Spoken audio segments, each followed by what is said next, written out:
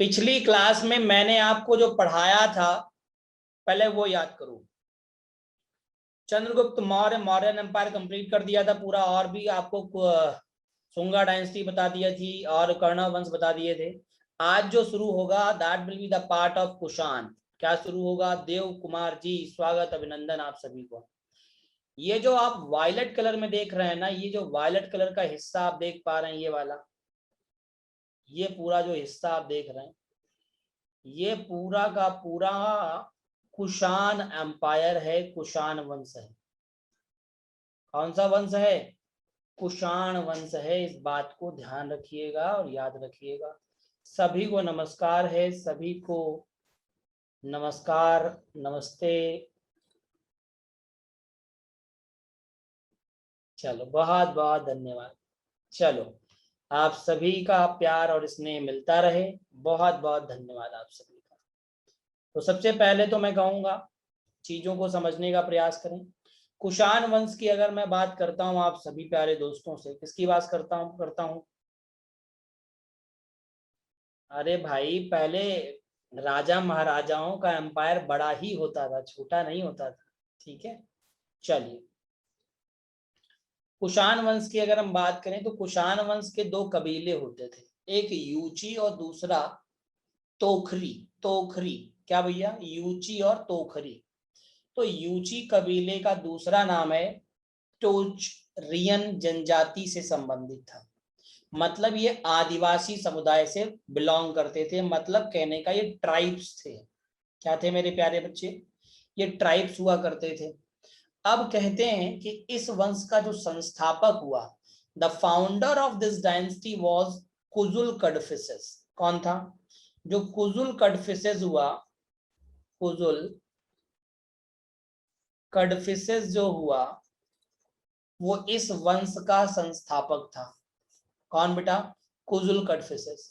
15 से लेकर के 65 ईस्वी की बात है। तो कुषाण वंश का फाउंडर कौन हुआ?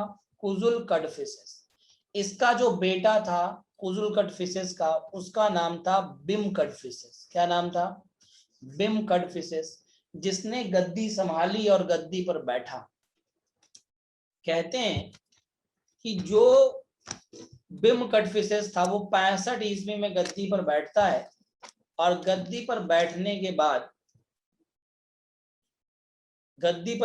के बाद एक अच्छा खासा उसने समय बिताया, और उस समय के बाद कहा गया, ऐसा अलग अलग शिलालेखों में कहा गया, ये जो तारीख है, ये जो तारीख दी हुई है, ये एक शिलालेख के अनुसार बताई गई है, इस बात को ध्यान रखिएगा।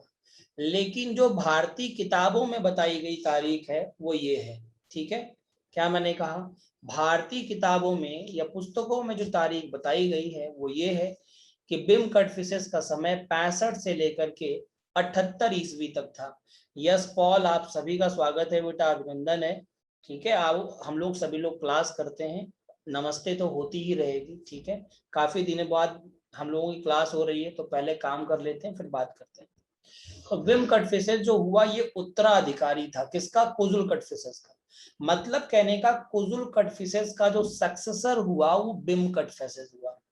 और बिम कडफिसेस भारत का ऐसा पहला राजा था, पूरे भारत का पहला ऐसा राजा था जिसने, he was the first king of India who issued, जिसने सबसे बड़ी मात्रा में, who issued a large number of, क्या बेटा? Large number of pure gold coins, शुद्ध सोने के सिक्के जारी किए थे। क्या जारी किए थे? शुद्ध सोने के सिक्के जारी किए थे। इस बात को जरूर ध्यान रखिएगा। इसके बाद गद्दी पर बैठता है कनिष्क स्वयं। 78 से लेकर के 102 ईस्वी तक का समय है। और जब ये गद्दी पर बैठता है तो ऐसा कहा गया, इसने अपने, क्योंकि इसका उत्तराधिकारी था, इसका बेटा था बिम कडफिसेस का, तो इसने जब अपने समय में अपने पिता के सिक्कों को देखा तो इसने बताया कि मेरे पिता के जो सोने के सिक्के थे, जो गोल्ड क्वाइंस थे, उन गोल्ड क्वाइंस पर शिव मतलब भोले बाबा और नंदी, शिव और नंदी साथ साथ में उनका त्रिशूल, इसके भी आकृतियां मिलती हैं। मतलब आप ऐसे कह सकते हो कि जो कुषाण वंश का शासक बिम कटफिसेस था, उसने जो सोने की मुद्राएं जारी की थी, उन मुद्राओं पर, क्या मैंने कहा, उन मुद्राओं पर शिव, नंदी और त्रिशूल की आकृतियां पाई गई। ये किसने बताया? कनिष्क ने बताया कि ऐसा हुआ करता था। कनिष्क जब गद्दी पर बैठा 78 से लेकर के 78 ईस्वी से 102 ईस्वी तक, तो कहते हैं इसके समय में ही जैसे गद्दी पर बैठा, उसने गद्दी पर बैठते ही एक एरा चलाया, जिस एरा को नाम दिया गया शक एरा। क्या नाम दिया? शक एरा। इसी एरा के आधार पर भारत सरकार के द्वारा, किसके द्वारा? भारत सरकार के द्वारा भारत में नया कैलेंडर जारी किया जाता है। न्यू कैलेंडर जारी किया जाता है, इस बात को आप ध्यान रखेंगे। इन्होंने जो अपनी राजधानी बनाई, इनकी जो कैपिटल हुआ करती थी, एरा का मतलब हिंदी में संवत होता है। आप हिंदी में कार्तिक जी इसे शक संवत लिख सकते हैं, ठीक है। जब किसी का बहुत अच्छा समय चलता है तो उसे वो एरा घोषित कर देता है, ठीक है। राजा जो हुआ करते थे वो। अब मेरी बात सुनिए, कहते हैं इन्होंने अपनी राजधानी, कनिष्क ने अपनी राजधानी, पहली जो इसकी राजधानी हुआ करती थी वो पुरुषपुर होती थी, जो आज की अगर मैं बात करूं तो वर्तमान में कहां पर? पेशावर में है, ठीक है। लेकिन उस टाइम तो हिंदुस्तान और पाकिस्तान एक थे, अलग तो कुछ था ही नहीं, तो हिंदुस्तान था पूरा। और इन्होंने अपनी दूसरी राजधानी मथुरा को बनाया था। मतलब आप ऐसे कह सकते हो कि कनिष्क की दो राजधानियां थी। कौन कौन सी? एक का नाम पुरुषपुर, क्या मैंने शब्द बोला बेटा?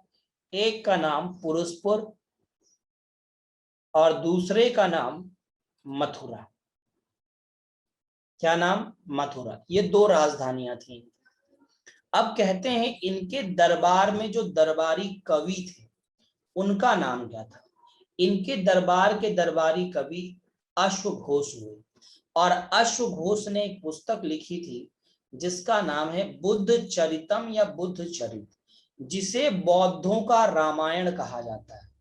जो बौद्ध धर्म को लोग मानते हैं, बौद्ध का या बौद्धों का रामायण कहते हैं। जैसे हमारे हिंदू परंपरा में आप सभी लोग जानते हैं, रामायण होती है, महाभारत होती है, भगवत गीता होती है, रामचरितमानस होती है। इसी ठीक तरीके से बौद्ध धर्म में बुद्ध चरित को बौद्धों का रामायण कहते हैं। जो किसने लिखा था बेटा? बोलो जल्दी से। अश्वघोष ने लिखा था। इनके कनिष्क के दरबार में ही, कनिष्क के दरबार में ही, हाँ बहुत अच्छी बात पूछी है सुमित शर्मा जी। मथुरा मैं एक बार गया हूँ, बहुत ज्यादा बार नहीं गया हूँ, एक ही बार गया हूँ, और वो भी पढ़ाने के पर्पज से गया था। तो पढ़ाया और चला आया 2 दिन, है ना। तो इस तरीके से कोई घूमने के पर्पज से आज तक मैं मथुरा नहीं गया। मैं एग्जैक्ट आपको बताऊं, है ना। प्रश्न आपका बहुत अच्छा था कि क्या आप कभी आए हैं, क्या आप मथुरा के ही निवासी हैं? अच्छा, अगर आप मथुरा के निवासी हो तो ज्यादा अच्छा हो, पूछें ऐसा, क्योंकि कभी अगर आना हो तो मुलाकात भी हो और आप हमें टहला दें, घुमा दें भाई। हो, बहुत बढ़िया बात है। तो फिर हम जरूर मथुरा आएंगे सुमित जी, ठीक है। और उम्मीद है कि आप हमें फिर वहां पर थोड़ा, है ना, राधे कृष्ण का मंदिर जो है, जो अच्छी अच्छी चीजें हैं वो बता देंगे। चलिए, बहुत बहुत धन्यवाद। बिल्कुल, आप बिल्कुल आएंगे, बिल्कुल आएंगे। मोस्ट वेलकम भैया, बहुत बहुत धन्यवाद। ठीक है, मेरठ भी ठीक है। हाँ ठीक है, चलिए बात करते हैं आगे की। तो कहते हैं इनके ही दरबार में, इनके ही दरबार में, घनश्याम जी बहुत बहुत शुक्रिया आप सभी प्यारे बच्चों का। बिल्कुल आना होगा, पहले आज पढ़ लेते हैं भाई, है ना, फिर हम जरूर आएंगे। चलिए, अच्छा, पहला मैंने दूसरा पॉइंट क्या बताने वाला हूं, सुनिए उसे। इन्हीं के दरबार में एक और कवि थे, उनका नाम था वसुमित्र। क्या नाम था? वसुमित्र जी बोलते हैं उनको, वसुमित्र जी। ये वही वसुमित्र जी हैं, अगर आपको याद हो जिन्होंने चौथी बौद्ध संगीति में अध्यक्षता की थी। याद आया? जो कुंडल वन कश्मीर में हुई थी और वो कनिष्क के ही शासनकाल में हुई थी। किसके शासनकाल में हुई थी? कनिष्क के ही शासनकाल में हुई थी। याद रहेगा कि नहीं? इनके दरबारी जो चिकित्सक थे, जो फिजिशियन थे, डॉक्टर थे, उनका नाम था चरक। क्या नाम था उनका? चरक। और उन्होंने एक किताब लिखी थी जिसका नाम था चरक संहिता। चरक संहिता। क्या नाम था बेटा किताब का? चरक संहिता नाम था उस पुस्तक का। ये ध्यान रखिएगा और सभी लोग याद रखिएगा। अगर कहें फिजिशियन कौन थे तो कहेंगे चरक।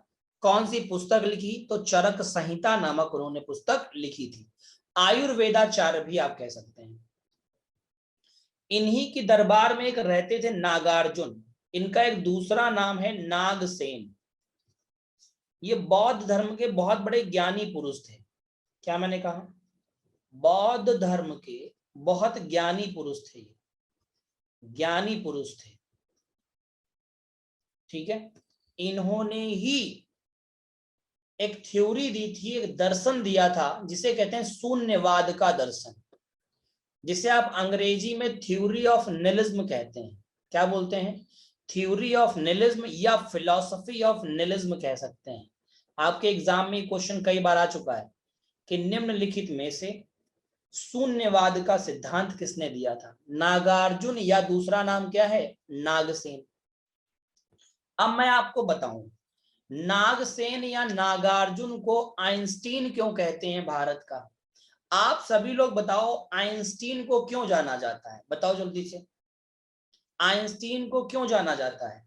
क्योंकि उन्होंने एक थ्योरी दी थी जिसे नाम दिया गया था थ्योरी ऑफ रिलेटिविटी। यही दी थी ना, थ्योरी ऑफ रिलेटिविटी, जिसे हिंदी में हम लोग कहते हैं सापेक्षता का सिद्धांत।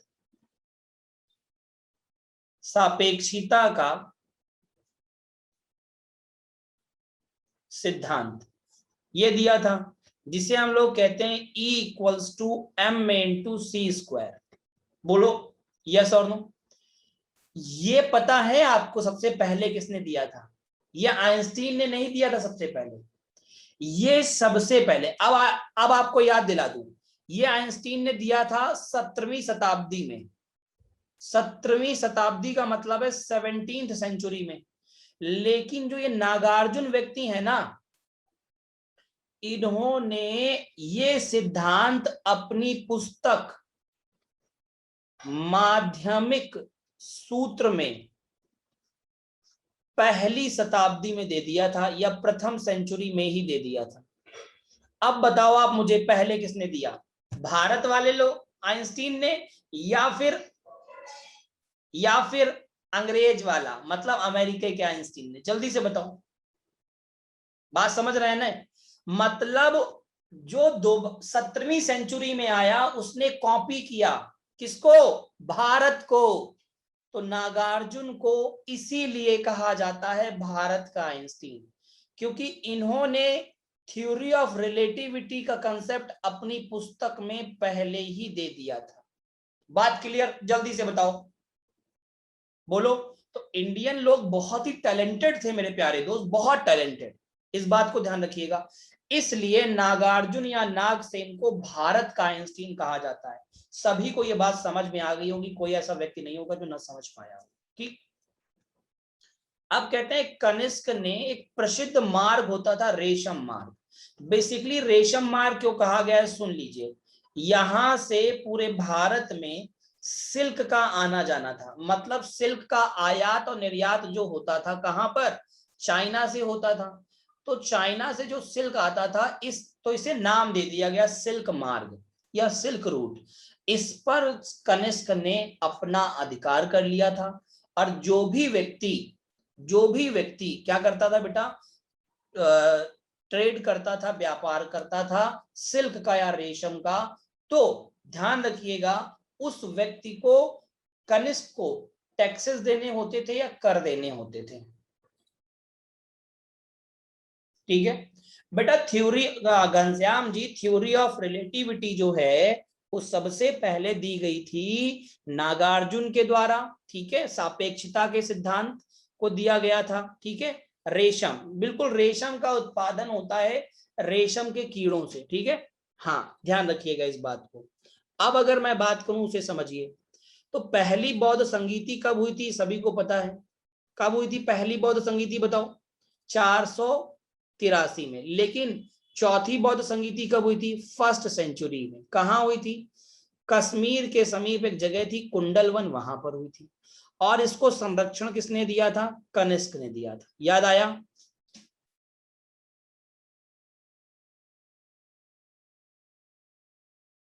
देखो भाई, शुभंकर जी कह रहे हैं सर हमें इंडियन आइंस्टीन के बारे में क्यों नहीं पढ़ाया जाता। देखो वहां आपने नहीं पढ़ा, पर हम आपको बताते हैं। इसलिए नहीं पढ़ाया जाता क्योंकि देखो, आजादी के बाद या आजादी से पहले जो भी राइटर हुए वो अंग्रेजों को फेवर करते थे, या अंग्रेजों के डर से उन्होंने वही लिखा जो अंग्रेजों ने कहा या जो अंग्रेजों ने बताया। बोलो हाँ या ना। अब हमारे इतिहास में बहुत सारे चेंजेस हो सकते हैं, है ना। अभी आप इतिहास देखेंगे तो इतिहास में हम लोग देखो, राजपूत शासकों को बहुत कम पढ़ते ही नहीं है। राजपूत शासक भी तो थे बहुत सारे, पढ़ते ही नहीं है। ना के समान दो चार पढ़ लेते तो पढ़ लेते हैं। तो उनको भी पढ़ना चाहिए, बहुत सारी चीजें पढ़नी चाहिए हम लोगों को, ठीक है। लेकिन नहीं पढ़ते हैं, तो हमें सारी चीजें देखनी होंगी, समझना होगा, ठीक है। अब कहते हैं कि वसुदेव क्या हुआ करते थे, अध्यक्ष हुआ करते थे। कहां पर, चौथी बौद्ध संगीति में।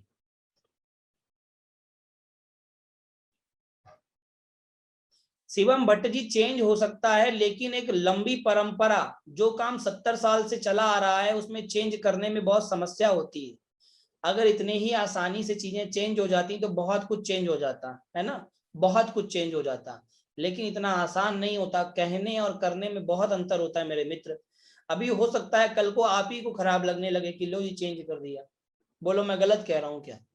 तो सबको, और जो सरकारें बनती हैं तो जो नेता बनते हैं वो अपने हिसाब से काम करते हैं, आपके हिसाब से या मेरे हिसाब से काम नहीं करते। ये बात को आप समझिए, ठीक है। यहाँ पर ये सवाल पूछने का कोई अर्थ ही नहीं है कि अब क्यों नहीं चेंज कर सकते, पहले कर सकते थे। तो ये चेंज करने के लिए सर थोड़े ना रिस्पॉन्सिबल है। इसके लिए रिस्पॉन्सिबल जो है वो कर सकता है बेटा, ठीक है। इससे पहले बेहतर ये है कि हम लोग यहाँ पे जो दिया हुआ है, जो हमारे एग्जाम में आ रहा है, उसे हम पढ़ें, दैट्स इट, ठीक है। हाँ, तो इसको सिर्फ ध्यान रखिए। बाकी आप लोग बड़े हो जाएंगे तो चेंज अगर कर सकते हैं तो कर लीजिएगा।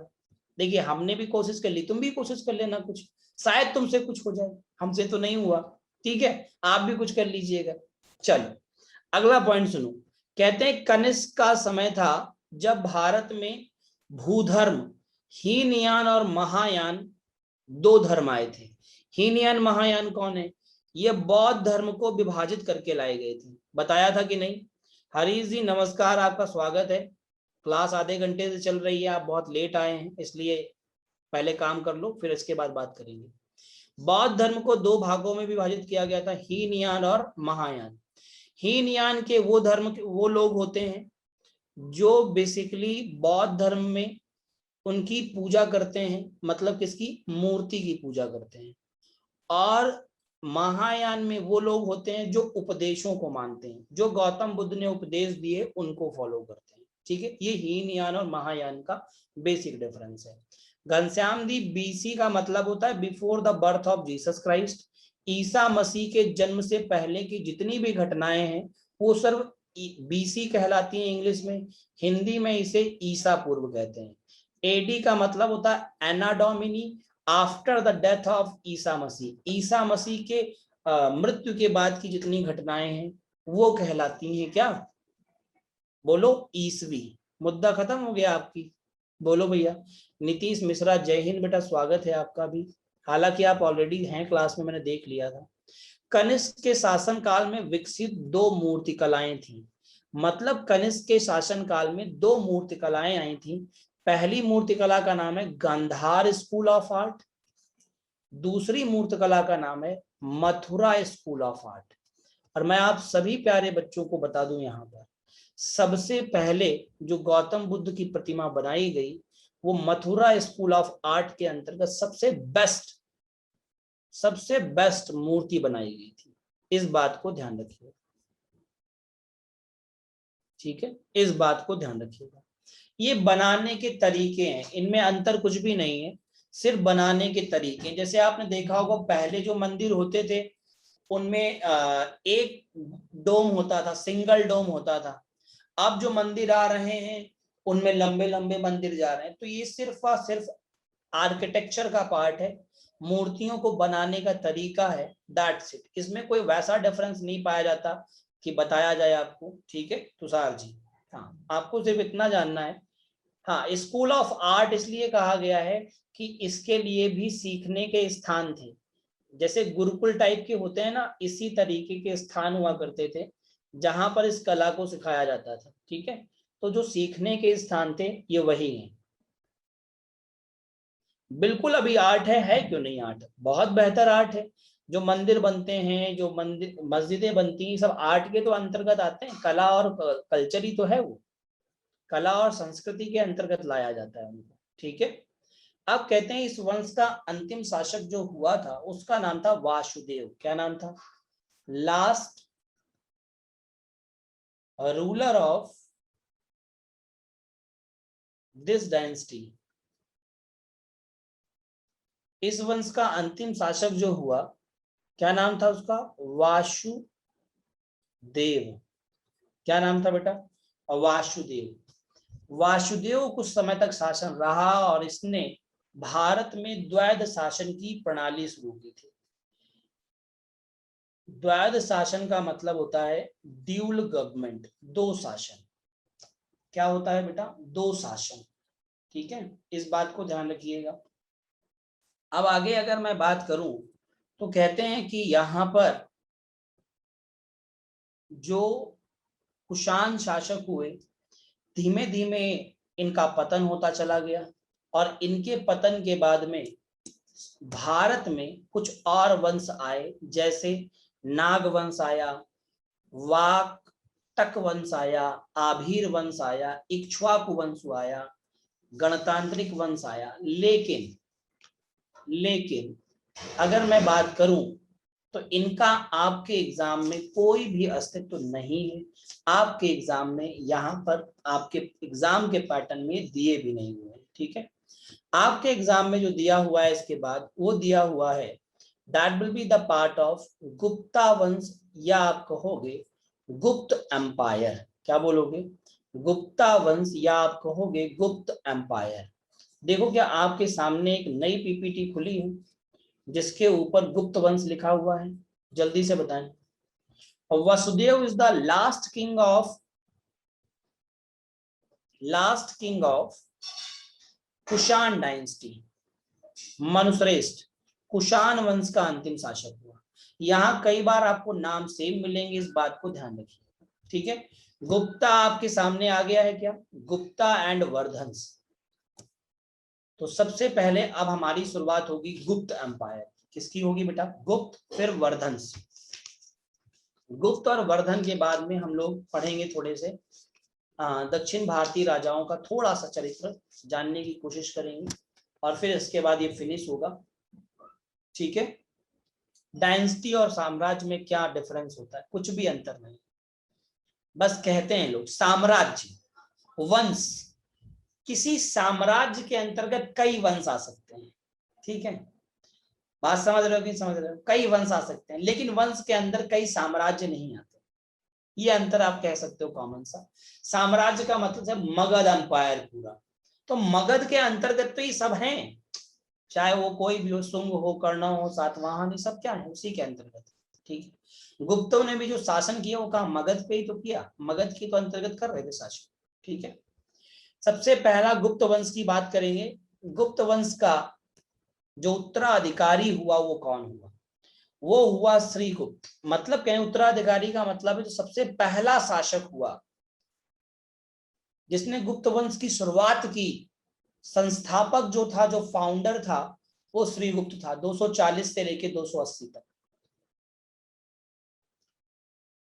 कहते हैं श्रीगुप्त के बारे में अगर मैं बात करूं तो कहा गया है समुद्रगुप्त के द्वारा जो प्रयाग प्रशस्ति लेख बनवाया गया था उसमें अपने दादा के बारे में कई सारी बातों का वर्णन किया गया। समुद्रगुप्त कौन है? समुद्रगुप्त जो है वो श्रीगुप्त का पोता है, या पोता मत बोलिए, परपोता बोलिए, परपोता है। अपने दादा के लिए उसने कई सारे काम किए। सबसे फेमस राजा आपके सामने आ चुका है गुप्त वंश का, और पहला फेमस राजा जिसका नाम था चंद्रगुप्त प्रथम, जो कि श्रीगुप्त का उत्तराधिकारी था। किसका उत्तराधिकारी था? श्रीगुप्त का उत्तराधिकारी था। 319 से लेकर के 335 तक गद्दी पर रहा, और 336 में गद्दी पर जो बैठा, 35 तक स्वयं गद्दी पर। लो भैया लो, नितिन शर्मा, हो गया? कुछ नहीं, चित्र था सिर्फ।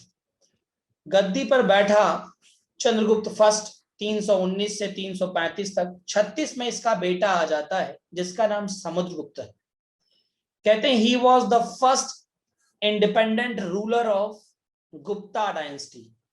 गुप्त वंश का ये प्रथम स्वतंत्र शासक था। इसने एक उपाधि ली अपने आप को शक्तिशाली प्रतीत कराने के लिए, शक्तिशाली सम्राट प्रतीत कराने के लिए इसने एक उपाधि ली, जिस उपाधि का नाम था महाराजाधिराज। क्या नाम था मेरे प्यारे दोस्तों, जल्दी से बताओ? महाराजाधिराज की उपाधि ली, और गद्दी पर बैठते ही इसने एक संवत चलाया जिसका नाम रखा गया गुप्त संवत, या गुप्त एरा, या गुप्त युग, जो उसकी शुरुआत 319 ईस्वी में की गई थी। जब ये गद्दी पर बैठ गया तो इसने विवाह किया, और विवाह किससे किया? लिच्छवी की राजकुमारी कुमार देवी के साथ में। लिच्छवी की राजकुमारी कुमार देवी से विवाह किया, और विवाह करने के बाद राजा रानी प्रकार के सिक्के जारी किए। कौन से प्रकार के? राजा और रानी प्रकार के सिक्के जारी किए। काहे के भैया थे सिक्के? सोने के सिक्के जारी किए। He issued a gold coin famous as a queen, king and queen type of coin which was built by the gold। तो गोल्ड के बने हुए सिक्के हुआ करते थे, सोने के बने हुए सिक्के हुआ करते थे, जो जारी किए गए थे किसके द्वारा? बोलो जल्दी से। चंद्रगुप्त प्रथम के द्वारा। इनका जो बेटा हुआ उसका नाम था समुद्रगुप्त। इनका जो बेटा था उसका नाम क्या था? समुद्रगुप्त। बहुत ही फेमस राजा था ये। इसका वास्तविक नाम, वास्तविक नाम का मतलब है रियल नेम। जो वास्तविक नाम था वो नाम था काच। क्या नाम था? वास्तविक नाम बताइए। काच हुआ करता था। चंद्रेश जी ऐसा नहीं है, ये अलग हैं या वो अलग हैं, ठीक है। ये यहाँ पर राजपूत शासक हैं, इस बात को ध्यान रखिएगा। हाँ, ये राजपूत शासक हैं, गुप्ता वो नहीं है जो आप समझ रहे हैं, ठीक है। तो इसका वास्तविक नाम क्या था? काच था। और कहते हैं जो ये समुद्रगुप्त है ये विष्णु का उपासक था। किसका बेटा? विष्णु का उपासक, मतलब भगवान विष्णु की पूजा करता था। और साथ ही साथ में इसने अपने समय में लार्ज नंबर ऑफ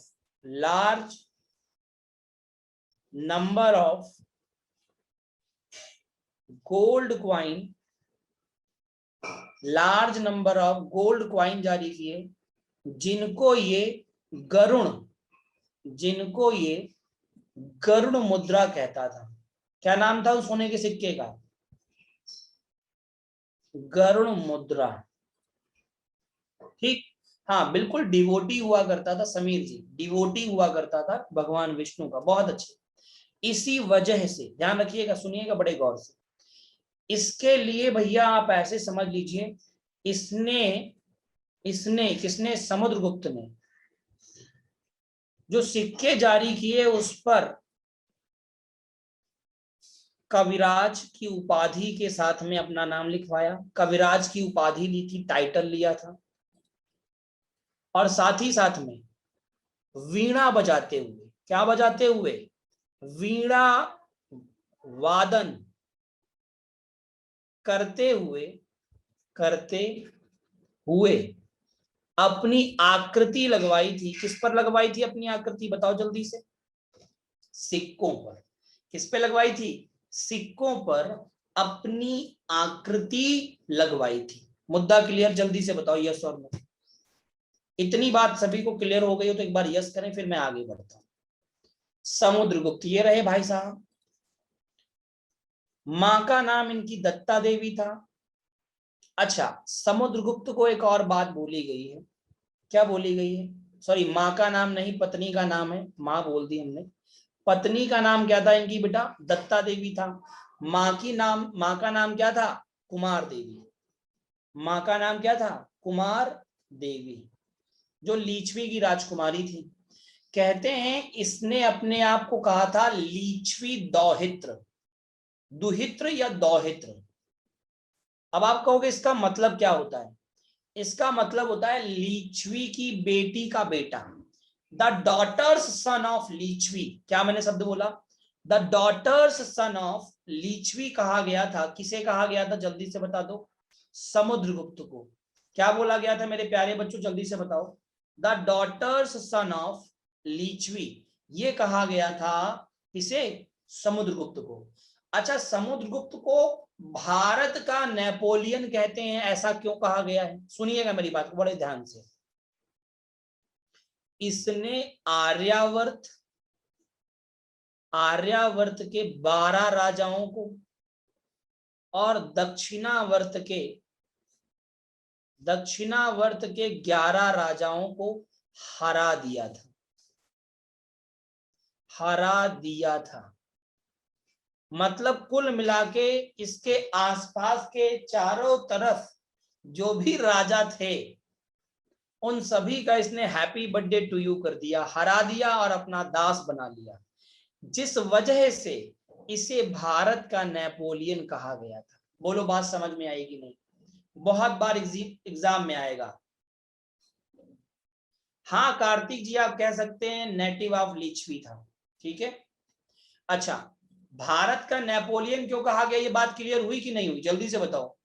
अब कहते हैं he was the first king who invaded south India. इसने दक्षिण भारत को भी नहीं छोड़ा और अपने सेनापति वीरसेन की सहायता से इसने पूरे दक्षिण भारत को भी जीत लिया था।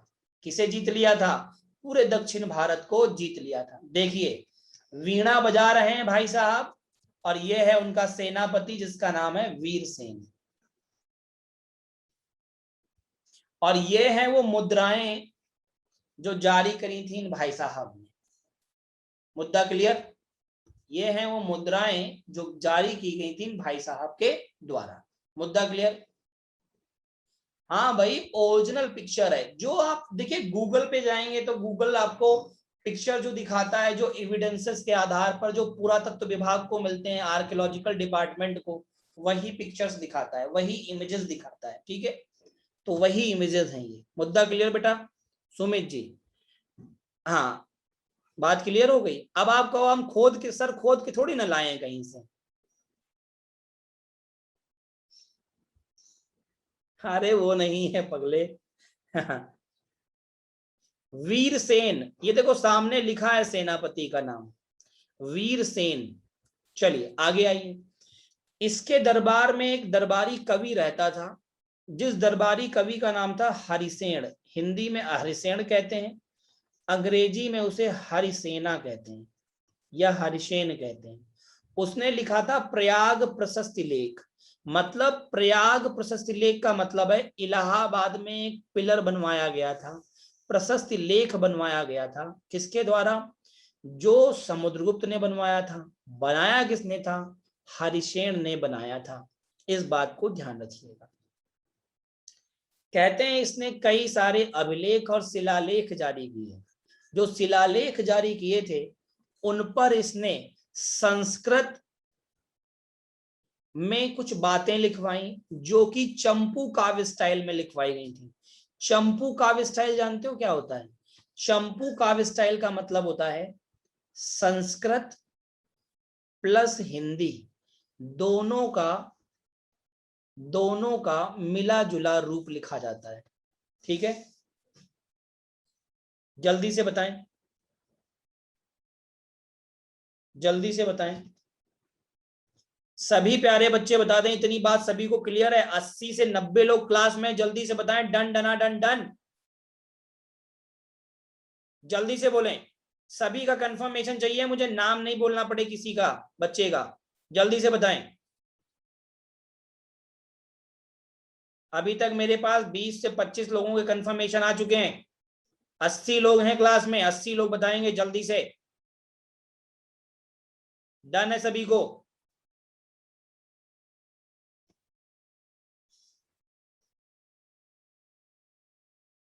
बहुत बढ़िया, चलिए मैं आगे बढ़ता हूं अब।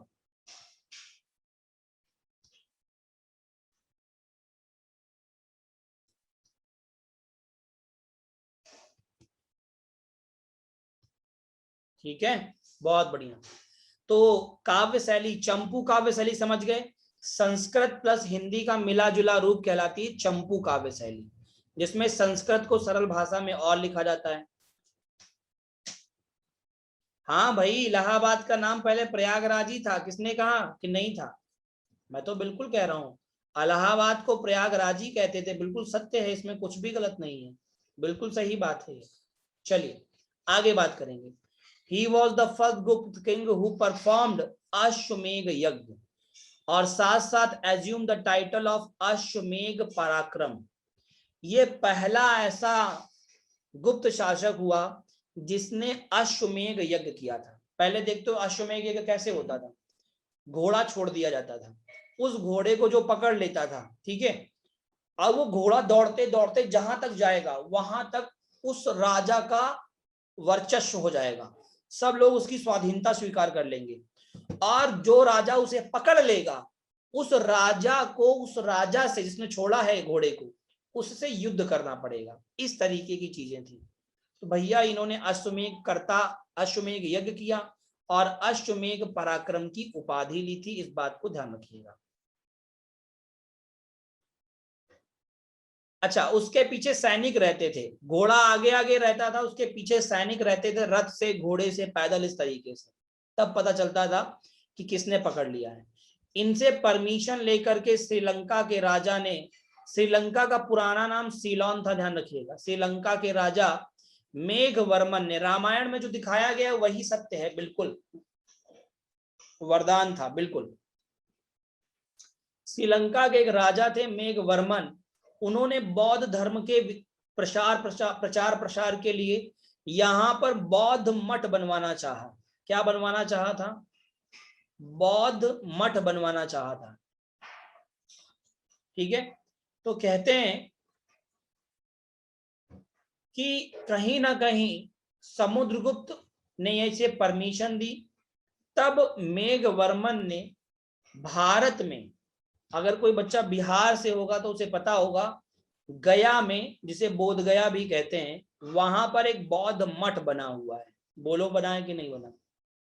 बौद्ध मठ बना है कि नहीं बना? जिसे अंग्रेजी में मोनेस्ट्री कहते हैं। क्या बोलते हैं? मोनेस्ट्री कहा जाता है, इस बात को ध्यान रखिए। तो अगर क्वेश्चन आता है निम्नलिखित में से बोध गया का मोनेस्ट्री किसने बनवाया, तो आंसर क्या देंगे? मेघवर्मन ने। परमिशन किसने दी थी? तो समुद्रगुप्त ने। आगे बढ़ते हैं।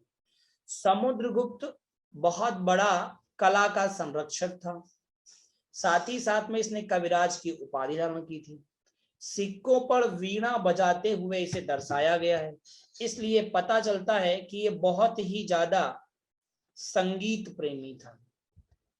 इसलिए पता क्या चलता है कि बहुत बड़ा ये क्या था बेटा? संगीत प्रेमी था। इस बात को भी आप ध्यान रखेंगे और आप सभी लोग याद रखेंगे।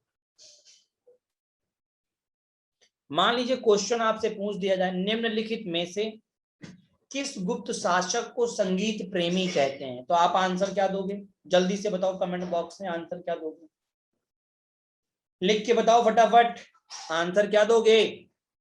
समुद्रगुप्त। बहुत बढ़िया। अब देखो, समुद्रगुप्त का जो उत्तराधिकारी हुआ, समझिएगा, समुद्रगुप्त का जो उत्तराधिकारी हुआ, वास्तविक उत्तराधिकारी, वो था चंद्रगुप्त सेकेंड।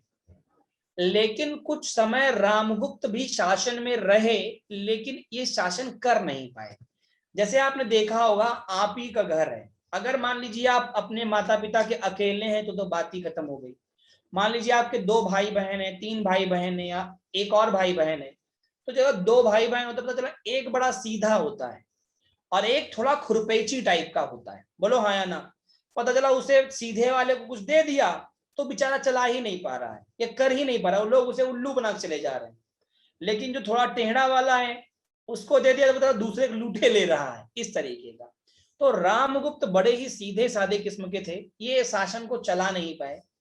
फिर जो गद्दी पर बैठता है वो बैठता है चंद्रगुप्त सेकंड, और गद्दी पर बैठने के बाद चंद्रगुप्त सेकंड ही विक्रमादित्य की उपाधि लेता है। तो विक्रमादित्य क्या है बेटा? उपाधि है, इस बात को ध्यान रखिएगा।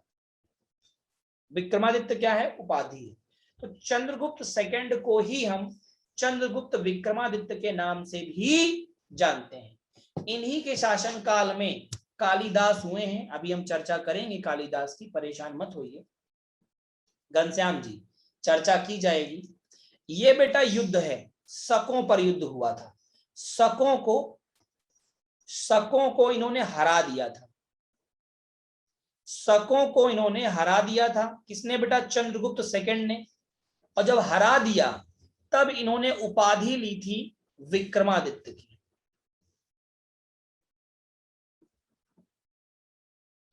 विक्रमादित्य की उपाधि ली थी। ये बहुत ही न्यायप्रिय शासक थे। क्या मैंने कहा? ये बहुत ही न्यायप्रिय शासक थे, इस बात को ध्यान रखिएगा। नहीं बेटा, गलत बात। 380 से 80 में देखो ऐसा होता था ना, अब मान लीजिए, क्योंकि पहले के जमाने की जो समय है ना, वो महीने नहीं है उनमें बेटा, वो एक अथेंटिफिकेशन नहीं है, ठीक है? वहां से आपका महीना नहीं पूछा जाता, पहले बात ये ध्यान रखो। अब पता चला 20 साल में कोई चला गया तो उसके लिए 81 थोड़े ना लिखा जाएगा, उसके लिए 380 ही लिखा जाएगा, समझ गए? 380 से 412 तक ये गद्दी पर रहे चंद्रगुप्त सेकंड या चंद्रगुप्त विक्रमादित्य। ठीक है, इस बात को ध्यान रखिएगा। प्रियांशु अत्री कुछ पूछना चाहते हैं, मैं बस समझ नहीं पा रहा हूं क्या पूछना चाहते हैं। शंकु पूछना चाहते हैं क्या? शंकु लिख रहा है आपने, शंकु लिखा है क्या भाई? बताओ जल्दी से, फिर बता दूं मैं अगर शंकु लिखा है तो। प्रियांशु जी मैं आपको बता दूं, सर ये नाम के बाद 1 2 3 एक्सेट्रा क्या है बेटा? सेम नाम के कई सारे शासक हुए तो 1 2 3 लिखा जाता था, ये प्रथम, ये द्वितीय, ये तृतीय, इस तरीके से, ठीक है? हाँ, तो बता दूं मैं, प्रियांशु अत्री जी सुनिएगा बड़े गौर से। शंकु जो थे वो इनके दरबार के एक महान विद्वान थे, ठीक है? चंद्रगुप्त सेकेंड या चंद्रगुप्त विक्रमादित्य के दरबार के विद्वान थे जिनका नाम शंकु था, ठीक है? अब मेरी बात सुन लीजिए पहले। कहते हैं इनके और भी नाम थे, देवराज या देवगुप्त भी कहा गया है। किनको? चंद्रगुप्त सेकंड को। इनकी 2 पत्नियां थी, ध्रुव देवी और कुबेर नागा। पहली पत्नी का एक बेटा था जिसका नाम था कुमारगुप्त प्रथम, और दूसरी पत्नी की एक बेटी थी प्रभावती। प्रभावती का विवाह हो जाता है, वाकाटक मुकुट से विवाह होता है, और उनका एक प्रिंस मतलब राजा का वाकाटक नाम देखिए कितना खतरनाक सा है। इनके जो शासक हैं, मतलब कहने का जो राजकुमार था, रुद्रसेना से विवाह हो जाता है। लेकिन कुछ ही समय बाद चंद्रगुप्त मौर्य अलग हैं यार, चंद्रगुप्त मौर्य आप पढ़ चुके हो मौर्य साम्राज्य में, ये चंद्रगुप्त, ये गुप्त साम्राज्य चल रहा है। कैसी यार बातें करते हो बताओ? अभी तक चंद्रगुप्त मौर्य में फंसे हुए हैं। चंद्रगुप्त मौर्य तो खत्म हो चुका, वो मौर्यन साम्राज्य था जिसमें आपने चंद्रगुप्त मौर्य को पढ़ा, बिंदुसार को पढ़ा और अशोक को पढ़ा। और यहाँ आप बिंदु जो गुप्त वंश पढ़ रहे हो उसमें आपने श्रीगुप्त को पढ़ा, चंद्रगुप्त प्रथम को पढ़ा, समुद्रगुप्त को पढ़ा, उसके बेटे को पढ़ा। तो ये अलग है क्या यार? धोखा सब कर रहे हो, हैं? पढ़ नहीं रहे हो घर में, मतलब पन्ना नहीं पलटना है। अब देखिए क्या होता है, शक जो है वो चंद्रगुप्त सेकंड की बेटी को बड़ा परेशान करते हैं। जिससे तंग आकर के चंद्रगुप्त क्या करते हैं, अटैक कर देते हैं शकों पर और शकों को हरा देते हैं। और हराने के बाद जो इनका उत्तराधिकारी था, जो राजा था मेन, जो बहुत परेशान करता था, उसकी ये हत्या कर देते हैं। और हत्या के बाद शकों पर पूरा कब्जा कर देते हैं। और कब्जा करने के बाद ही ये एक उपाधि धारण करते हैं जो कहलाती है विक्रमादित्य की उपाधि। और ये चांदी के सिक्के भी यहां पर जारी करते हैं। कौन? चंद्रगुप्त सेकंड। तो चंद्रगुप्त सेकंड को चंद्रगुप्त विक्रमादित्य कब कहा गया? जब उन्होंने शकों पर आक्रमण किया, आक्रमण करने के बाद जीत लिया और उन्हें हरा दिया, उनकी हत्या कर दी, और साथ ही में चांदी के सिक्के जारी किए और विक्रमादित्य की उपाधि। विक्रमादित्य एक ऐसी उपाधि है जो न्यायप्रिय शासक के लिए दी जाती थी, जो बहुत ही लिबरल, उदार और न्यायप्रिय होता था। तो ये बहुत ही न्यायप्रिय शासक थे चंद्रगुप्त सेकंड, तब इन्हें विक्रमादित्य कहा गया। इन्होंने अपनी राजधानी भी बनाई थी उज्जैन को। किसे बनाया था? उज्जैन को इन्होंने राजधानी बनाया था। ये भी वैष्णव धर्म को मानते थे, मतलब ये भगवान विष्णु के उपासक थे। इन्होंने परम भागवत की उपाधि धारण की थी। कौन सी? परम भागवत की उपाधि धारण की थी। इस बात को याद रखिएगा। कहते हैं इन्हीं के शासन काल में चीनी यात्री फाहियान भारत आया था। मतलब चंद्रगुप्त द्वितीय या चंद्रगुप्त विक्रमादित्य, चंद्रगुप्त द्वितीय या चंद्रगुप्त विक्रमादित्य के दरबार में ही चीनी यात्री आया था फाहियान। सर उज्जैन में जो एक स्टोन वाली मूर्ति, बहुत अच्छी बात है, मैं आपको बता देता हूं, अगर आप उज्जैन गए हो नितिन जी या चेतन जी, ठीक है, जो आपने उज्जैन में महाकालेश्वर से जब आप मंदिर से आगे सीधे रोड से जाते हो और राइट की तरफ लेफ्ट की तरफ मुड़ जाते हो, ठीक है, जो कि आपका शिप्रा रिवर की तरफ जाता है रास्ता, अगर आप उधर जाते हो तो उधर एक रास्ते में एक स्टेचू बना हुआ है और उनके चारों ओर उनके विद्वान बैठे हैं। देखी हो अगर आपने प्रतिमा, बड़ी ऊंची पर, उसके चारों ओर एक गंदा सा तालाब है, ठीक है, क्योंकि मैं अभी थोड़े ही दिन पहले गया था, तो मैं तो 2-3 बार जा भी चुका हूं ऑलरेडी। तो वहां पर आपने जो स्टेचू देखा है ना, वो चंद्रगुप्त द्वितीय का है या वो चंद्रगुप्त विक्रमादित्य का है? बात समझ में आ गई भैया? जल्दी से बताओ। बिल्कुल, विक्रम बेताल नाम नहीं था उनका, बहुत मारे जाओगे। विक्रम तिला, विक्रम तिला नाम है उसका। अच्छा, विक्रम शिला नाम है भैया, मेरे सुन लो, गलत आप जा रहे हो। विक्रम, सुन लो इधर, विक्रम शिला नाम नहीं है एक्चुअल में। वो नाम जो है वो विक्रम शिला नहीं है, विक्रम शिला जगह का नाम है वो, ठीक है। वो जगह उस टाइम पे प्राचीन समय में कहते थे, उनके समय में बेताल भट्ट हुआ करते थे, ठीक है। विक्रम बेताल हुआ करते थे, जो कि बहुत बड़े विद्वान टाइप के लोग हुआ करते थे, वो इनके दरबार में थे, ठीक है। जैसे अमर सिंह थे, वारामिहिर थे, कालिदास थे, बेताल भट्ट थे, छपड़क थे, और वर रुचि थे, शंकु थे, धर्मंतरी थे, ये सब विद्वान थे जो इनके दरबार में हुआ करते थे, ठीक है। मतलब ये विद्वान थे जो इनके दरबार में रहते थे। इतना सिंपल सा समझो, और कुछ नहीं समझना है कि इनके दरबार में रहने वाले, देखो पहला आ गया फिजिशियन, कौन था बेटा? धन्वंतरी था। अभी अभी नाम लिया था हमने, धन्वंतरी। तो धन्वंतरी कौन थे? आयुर्वेदाचार्य थे, आयुर्वेद के प्रकांड विद्वान थे। फिजिशियन डॉक्टर थे, किसके कोर्ट में? चंद्रगुप्त द्वितीय या चंद्रगुप्त विक्रमादित्य के उसमें कोर्ट में। सबसे बड़ा संस्कृत का जो दरबारी कवि था वो कौन था? कालिदास थे। इन्हें भारत का शेक्सपियर भी कहा जाता है। क्या कहते हैं? भारत का शेक्सपियर कहा जाता है। आगे की बातें हम अगली क्लास में करेंगे, क्योंकि क्लास आपकी 1:50 तक थी और 1:54 हो चुका है, और दूसरी क्लास भी मेरी 2 बजे है, ठीक है। तो यहां से हम अगली बातें, इस जगह से हम अगली बातें अगली क्लास में करेंगे, इस बात को ध्यान रखिएगा। इसमें अभी कुमारगुप्त पढ़ेंगे आप, बिल्कुल अभी सब बताएंगे, परेशान मत हो। आर्यभट्ट को भी बताएंगे, सब बताएंगे, इसीलिए तो कह रहे हैं अगली क्लास में करेंगे। स्कंदगुप्त को पढ़ेंगे, फिर हर्षवर्धन को पढ़ेंगे, नरवर्धन को, राज्यवर्धन को, सबके बारे में पढ़ेंगे, ठीक है। तो अगली क्लास में मुलाकात होगी और फिर ये खत्म होगा, ठीक है। कालिदास को अगली क्लास में दिखाएंगे, ठीक है, कालिदास को अगली क्लास में। तब तक वेट करिए। थैंक यू सो मच सभी।